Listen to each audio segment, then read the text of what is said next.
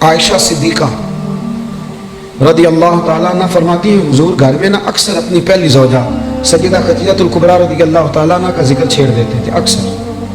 مجھے رشک آتا تھا, میں ناز کرتی تھی کیا بات ہے خدیجہ کی کیسے مقدر ہے کہ ان کے وصال کو زمانہ بیت گیا اور حضور ذکر کرتے ہیں.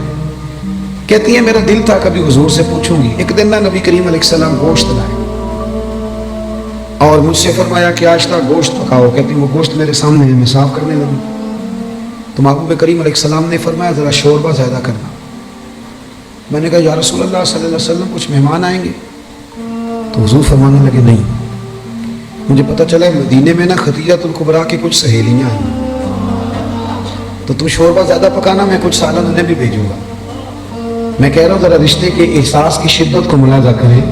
وہ باتیں جو اکثر لوگ کرتے ہوئے جھجکتے ہیں کہ اب اس کی بھی شدت بیان کی جائے. فرمایا میں نے نا انہیں سالن بھیجنا ہے.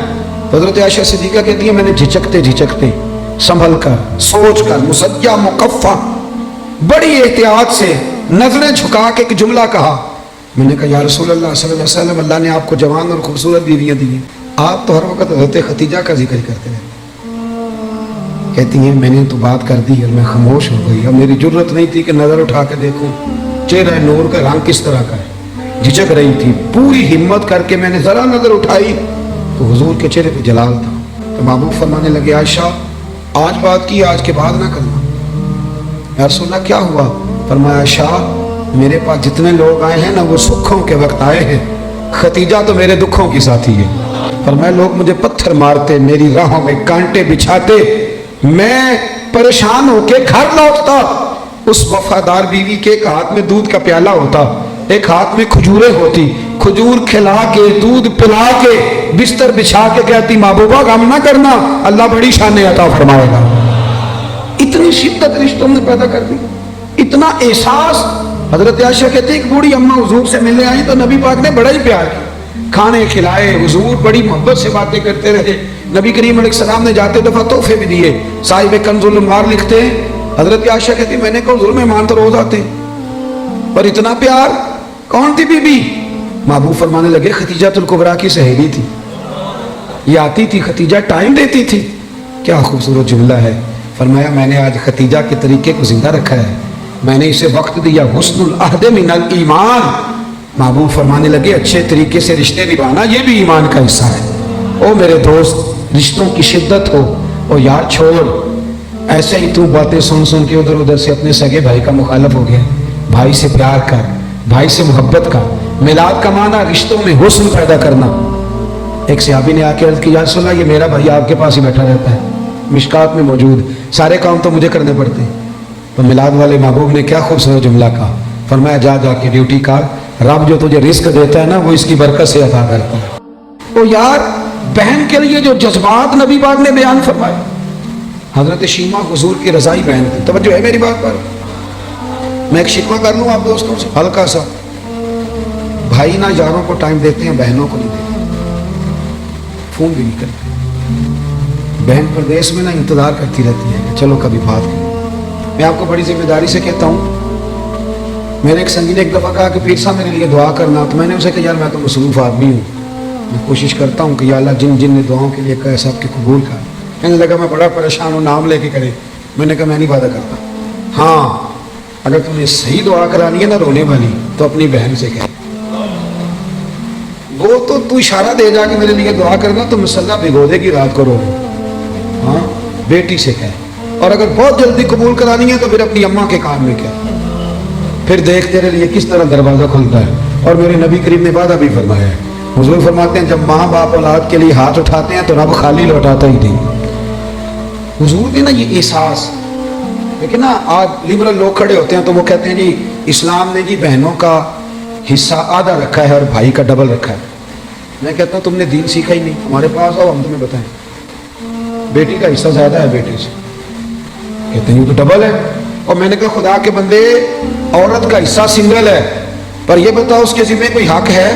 بچوں کا نان نفقہ ماں کی ذمہ داری کہ باپ کی؟ بیوی کا نان و نفقہ اس نے دینا ہے, بچوں کی پرورش خاوند نے کرنی ہے, ماں باپ کی ذمہ داری کس نے اٹھانی ہے؟ عورت کا حصہ سنگل ہے, ذمہ داری کوئی بھی نہیں. وہ سارا اس کے پاس بجٹ ہی بجٹ ہے, وہ لگا دے تو اس کی مہربانی. خرچ کرے تو اچھا، ورنہ اس کے ذمے کوئی حق نہیں ہے سوائے اس کے کہ زکوٰۃ فرض ہو جائے یا حج فرض ہو جائے یا قربانی واجب ہو جائے، اس کے ذمے کوئی حقوق، مرد کا حصہ ڈبل ہے پر ذرا اس کی ذمہ داریاں تو دے۔ اور میں نے کہا آپ دور بیٹھ کے باتیں سنتے ہیں نا، آپ کبھی قریب آئیں، جتنا جتنا میرے محبوب کا دین پڑھتے جاؤ گے نا، میرے محبوب کے غلام بنتے جاؤ گے، گدائی کرتے جاؤ گے رسول کریم۔ حضرت شیمہ حضور کی رضائی بہن تھی، حضرت حلیمہ سعدیہ کی بیٹی۔ ان کے قبیلے پر مسلمانوں نے باقاعدہ حملہ کیا، گرفتار ہوئے لوگ اور بڑی سخت جنگ لڑی مسلمانوں۔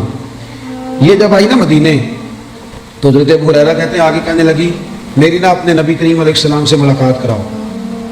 تو میں نے بی بی کا دوپٹہ دیکھا تو پرانا تھا، میں نے حالت دیکھی تو اس کی پرانی تھی، سادے کپڑے۔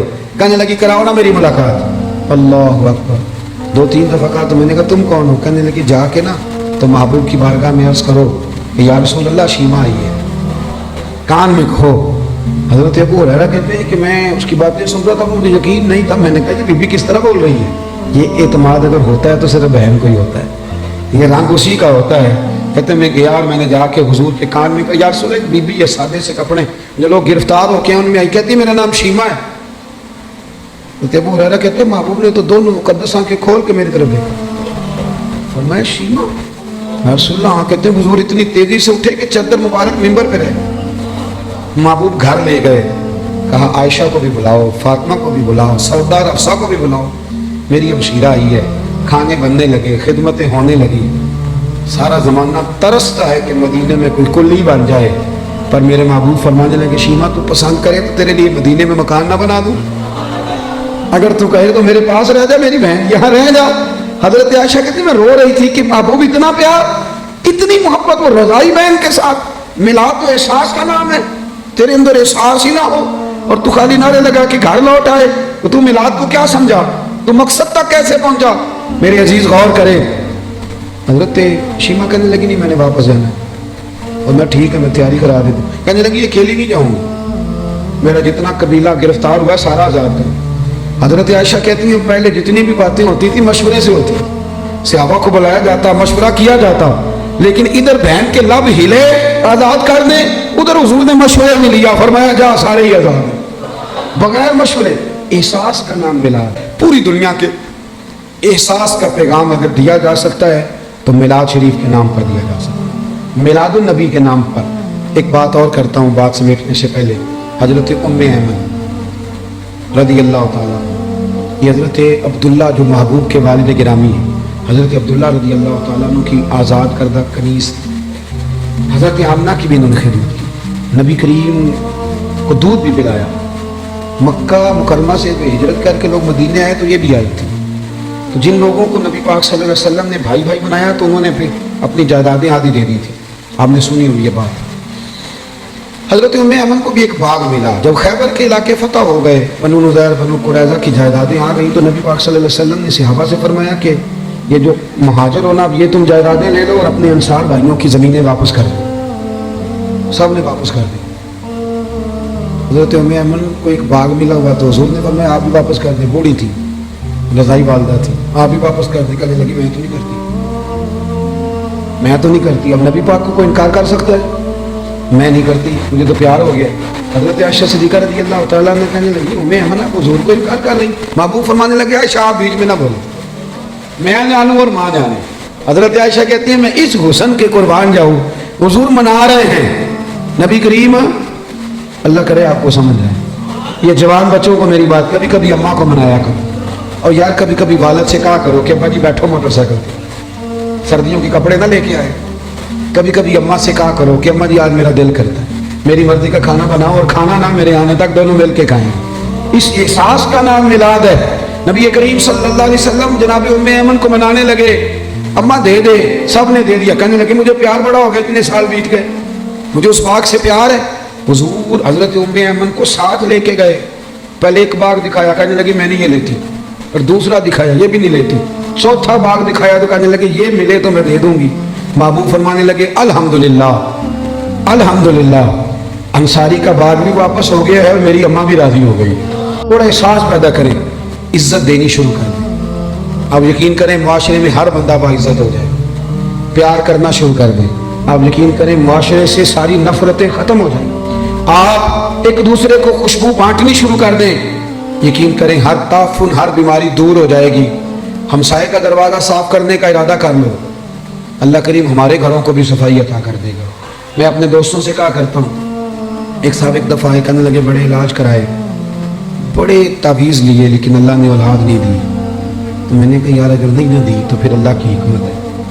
بھائی کے بچے ہیں, بہن کے ہیں, کہنے لگے ہیں. تو میں نے کہا ان کو اپنے بچے سمجھ لو, وہ تو اپنے ہی بچے ہیں نا. احساس کی بات ہے نا, آپ احساس کر لیں.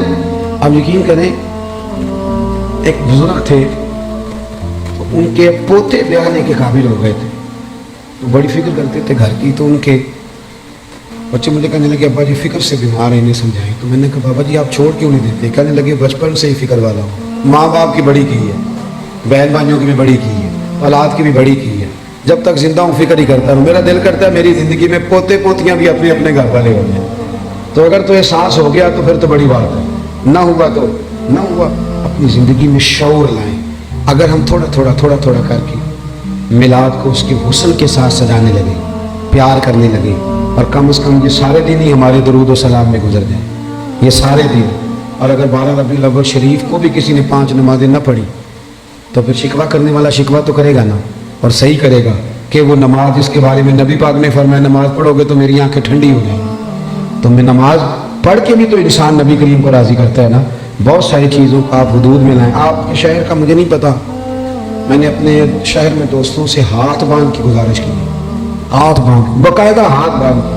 میں نے کہا تھا مہربانی کرو عورتوں کو ماڈل دیکھنے نہ لانا, ہم پہ رحم کھاؤ. یہ کون سا میلاد ہے کہ آپ بیویوں کو موٹر سائیکل پہ بٹھائیں اور بے پردگی کرے راتوں؟ یہ کون سا میلاد ہے؟ مہربانی کرو. اور کسی اگر میلاد میں کوئی غیر شرعی حرکت ہوتی ہے تو یاد رکھنا میلاد سے حضور راضی نہیں ہوں گے, بلکہ نبی کریم علیہ السلام کی زبان تھامیں گے اور سوال کریں گے کہ میرے نام پر یہ دما چوکڑی, اتنا بڑا ظلم. مہربانی فرمائیں بالکل دائرہ شریعت کے اندر بالکل. اور میلاد میں وہی کام کریں جو ہمارے بزرگوں نے ہمیں دیے ہیں. سب سے پہلے تلاوت ہوتی ہے, اس کے بعد نعت شریف کے بعد بیان اور بیان کے بعد سلام اور سلام کے بعد. اور آپ کسی کے سامنے یہ والا میلاد پیش کریں گے تو میں ذمہ داری سے کہہ رہا ہوں اس میں سے کوئی چیز ایسی نہیں جس کو کوئی ناجائز کہہ سکے. نہ قرآن پڑھنا ناجائز ہے, نہ نعت پڑھنا, نہ تقریر کرنا ناجائز ہے, نہ محبوب پہ درود و سلام بھیجنا, کوئی ایسی چیز نہیں. لیکن بہت اندر رہ کے, اور وہ جو لوگ سیاستدانوں کے نعرے لگاتے ہیں اور سیٹھوں کے جلسوں میں جاتے ہیں ان سے بھی میری گزارش ہے کہ اگر وہاں کے لیے وقت نکل سکتا ہے تو پھر مہربانی کرنا میلاد کے جلوس میں بھی سب سے اول صفحہ میں نظر آنا. دعا کرتا ہوں جو میں کہہ سکا اللہ قبول فرما لے, جہاں بھول گئے اللہ ہم سے درگزر فرمائے. اللہم صلی علی سیدنا و مولانا محمد معدن الجود والکرم وعلیہ وبارک وسلم. اللہ ہمارا حاضر ہونا قبول فرما, دین کے کاموں میں اخلاص عطا فرما, ریاکاری, بناوٹ, تصنع, ذاتی شہرت, ذاتی مفادات سے محفوظ فرما, ہمارے گناہ معاف فرما, ہماری غلطیوں سے درگزر فرما. اللہ نفع والا علم عطا فرما, اخلاص والا عمل نصیب فرما. محبوب کے میلاد کا صدقہ امت مسلمہ کے حق میں رحمت والے فیصلے فرما. 80 لاکھ کشمیری ظلم کی چکی میں پس رہے ہیں, مالک ان کی مدد فرما. سالوں بیت گئے اور برما کے مجبور ابھی بھی خیموں میں رہتے, اللہ ان کی مدد فرما. فلسطین کا لوگ ذکر کرنا ہی چھوڑ گئے, اللہ ان بیٹیوں پہ رحم فرما. عراق پہ, افغانستان, لیبیا پہ روز بم برستے, اللہ محبوب کریم کی تشریف آوری کا صدقہ امت کے حال پہ رحم فرما. پاکستان کو استحکام عطا فرما. نبی کریم علیہ السلام کی شریعت کا یہاں نفاذ فرما. نظام مصطفیٰ علیہ السلام کی ٹھنڈا سویرا ہمیں عطا فرما. میرے جن دوستوں نے یہ خوبصورت بندوبست کیا اللہ ان کی دنیا بھی سنوار دے, آخرت بھی سنوار دے. اللہ ان کے حال پہ رحم فرما دے, ہر پریشانی اور آزمائش سے بچا. کتنی تعداد میں دور و نزدیک سے احباب تشریف لائے, اللہ تیرے لیے, تیرے محبوب کے لیے بیٹھے, ہمارا بیٹھنا مقبول فرما. بیماروں کو شفا دے دے, مقروضوں کو قرضوں سے رہا کر دے, جو تنگ دست ہیں انہیں وسعت رزق دے دے. اللہ یہاں جتنے لوگ بیٹھے جس کے دل میں جائز آرزو ہے اپنے فضل سے پوری فرما دے. رب اغفر وارحم وانت خیر الراحمین. وصلی اللہ تعالی علی حبیبہ سیدنا و مولانا محمد. السلام علیکم.